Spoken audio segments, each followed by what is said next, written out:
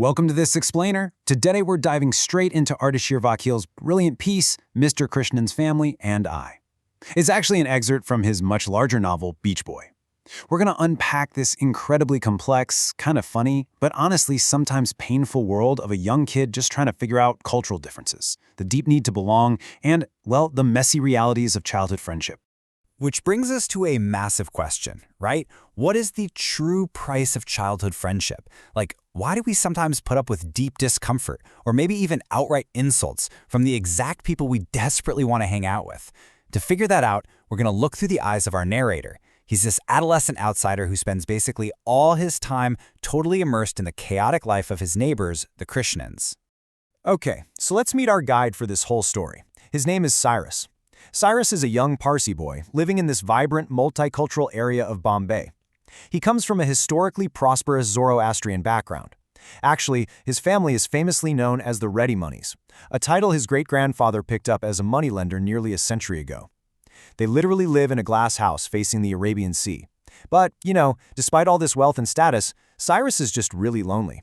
He constantly feels like an interloper, just an outsider looking in on everyone else's lives. And the lives he's constantly looking in on? Those belong to the Krishnan family. In totally stark contrast to Cyrus's quiet, solitary life, the Krishnans, who are originally from Kerala, are this incredibly tight-knit unit. You've got Mr. Krishnan, who's affectionately described as short and hunched like a box, and he's the one leading their intense physical routines. Then there's Mrs. Krishnan. She is incredibly hardworking, carrying the whole burden of the household, complete with a trademark scowl. And the boys. Ajay and Sushil are tall, thin, and super fast runners. Plus, there's little 5-year-old Ravi always trailing behind. Cyrus absolutely idolizes this family. He relentlessly follows them around, just desperate to be part of the pack. Now, what's so fascinating here is how Vakil sets up this brilliant cultural juxtaposition. On one hand, you've got Cyrus. He represents this wealthy, established Parsi ready-money legacy, and yet he's totally isolated, sitting in their living room like some uninvited guest.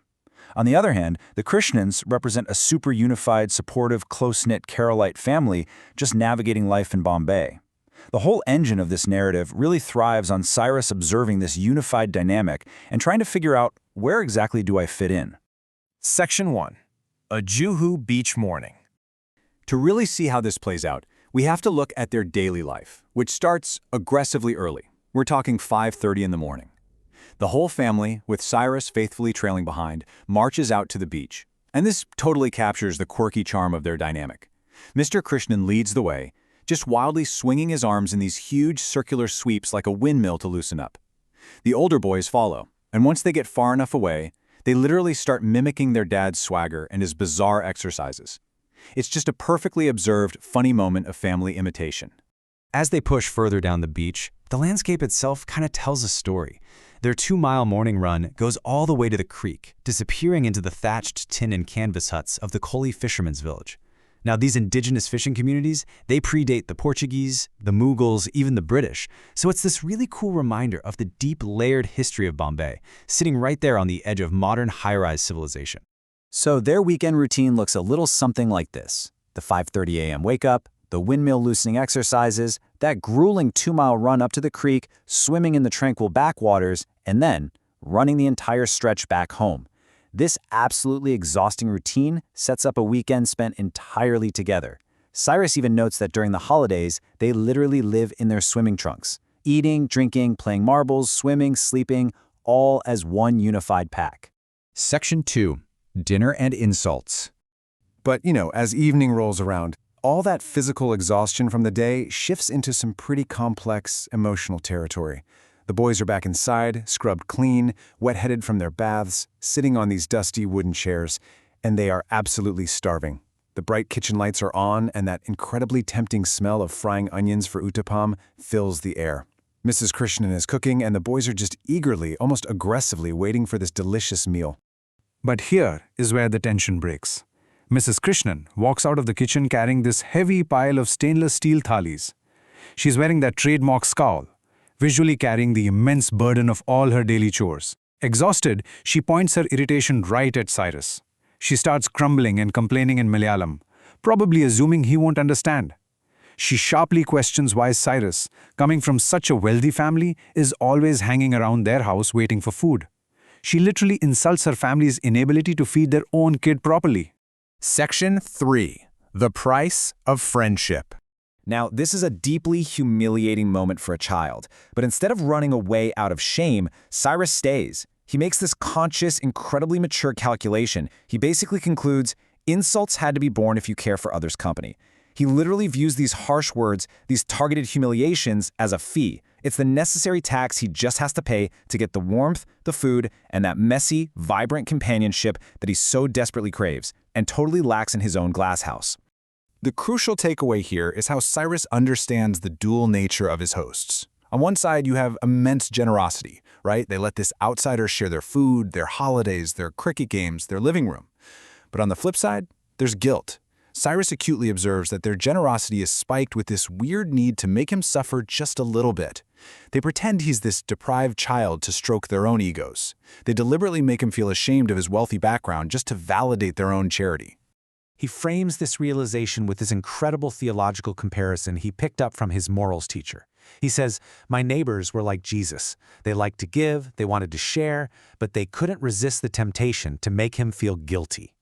He compares this to Jesus at the Last Supper, knowing his disciples were guilty, breaking bread with Judas, but still wielding that guilt over them. It's a striking reflection on how even the most giving people can sometimes use their generosity as a subtle weapon to assert power. Section 4. The Academic Context.